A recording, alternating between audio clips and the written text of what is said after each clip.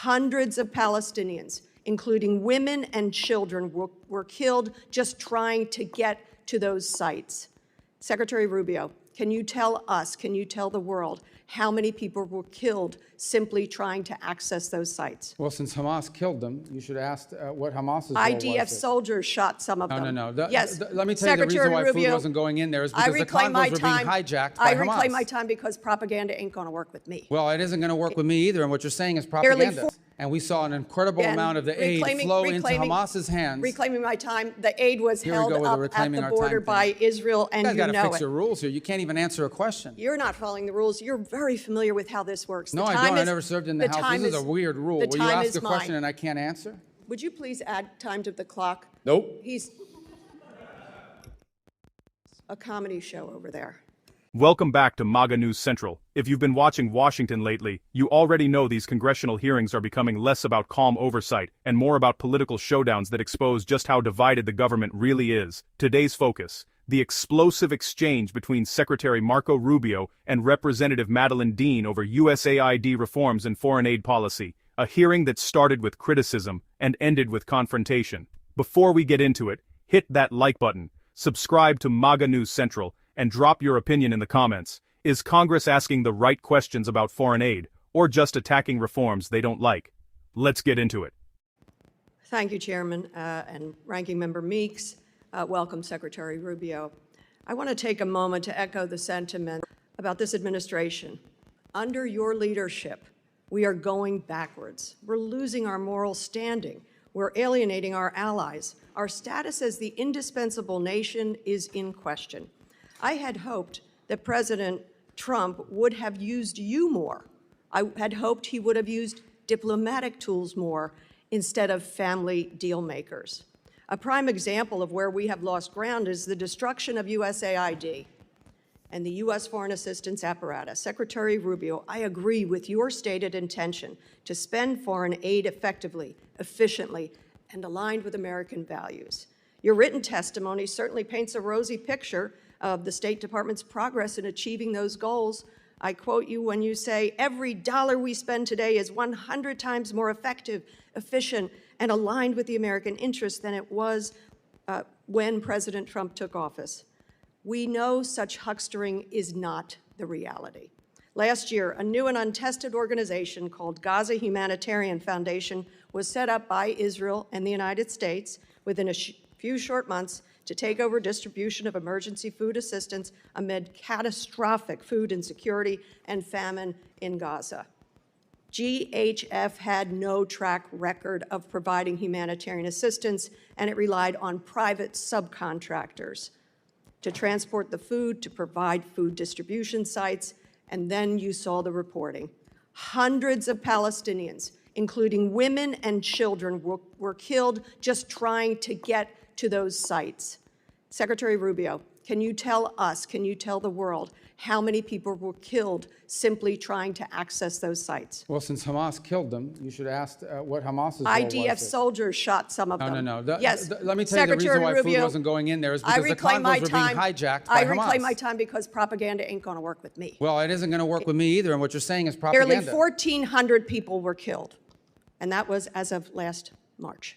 Secretary Rubio, why did the State Department approve the $30 million to GHF at a time when other well-tested agencies were there and able to provide distribution? Well, because one of those were in cahoots with Hamas. And we saw an incredible amount of the aid flow into Hamas's hands. Reclaiming my time, the aid was held up at the border by Israel, and you know it. You guys got to fix your rules here. You can't even answer a question. You're not following the rules. You're very familiar with how this works. No, I don't. I never served in the House. This is a weird rule where you ask a question and I can't answer.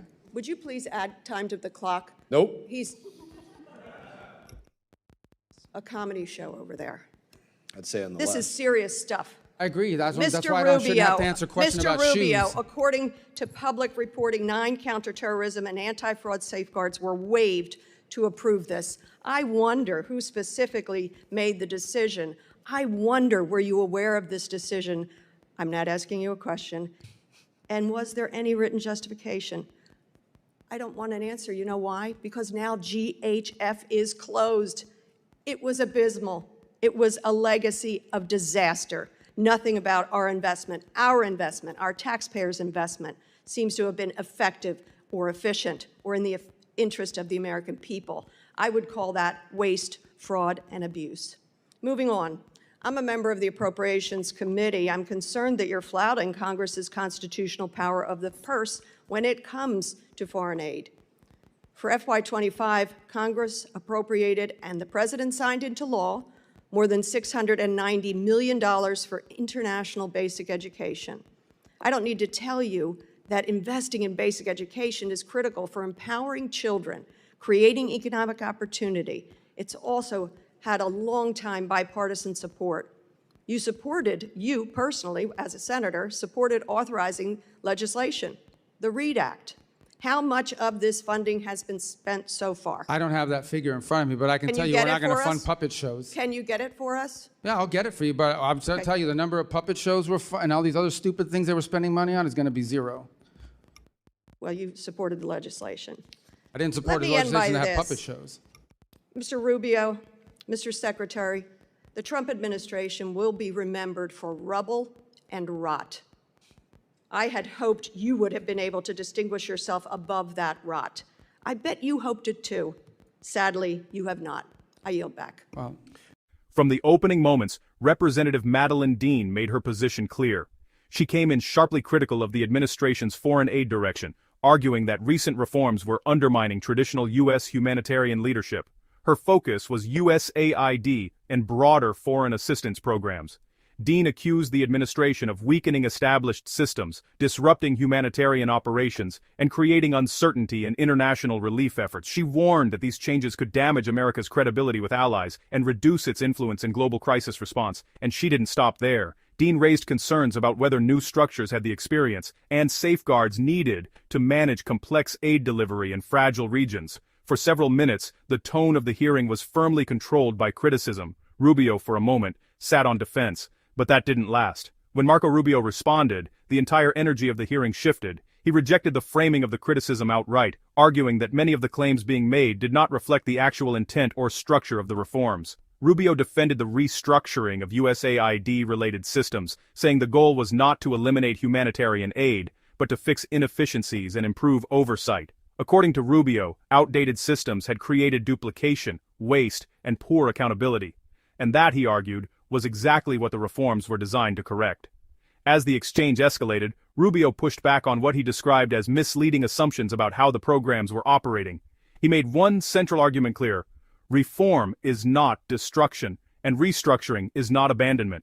Supporters of Rubio saw this moment as him refusing to accept a political narrative without challenge, something rarely seen so directly in congressional hearings. And from that point forward, the dynamic of the hearing completely changed. As questioning continued, Representative Dean pressed harder, demanding detailed explanations on funding decisions, program oversight, and accountability mechanisms. Rubio responded consistently: oversight exists, reforms are ongoing, and claims of breakdown were overstated.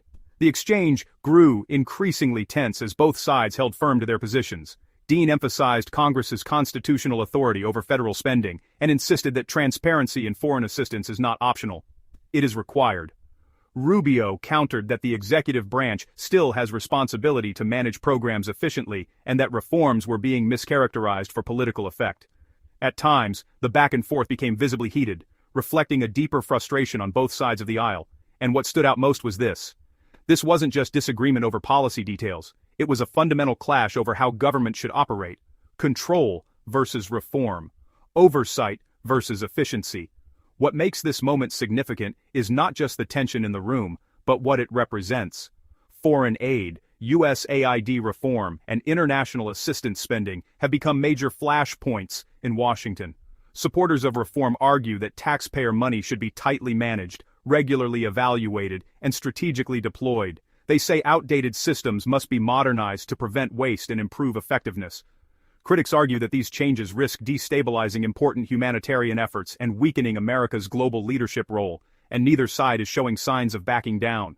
That's why exchanges like this are becoming more common and more intense, because underneath every question in these hearings is a much bigger question. What does responsible governance actually look like? Now we want to hear from you. Was Rubio right to push back this strongly against Madeleine Dean?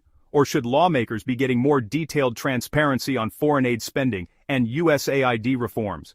Drop your thoughts in the comments below. And if you want more real breakdowns of what's actually happening inside Congress, not just the headlines, make sure you subscribe to MAGA News Central and turn on notifications so you don't miss the next major political showdown. The clash between Marco Rubio and Madeleine wasn't just another heated hearing. It was a snapshot of a much larger battle playing out in Washington over spending, oversight, and America's role in the world. And if this hearing is any indication, that battle is only getting started. Thanks for watching MAGA News Central. We'll see you in the next one.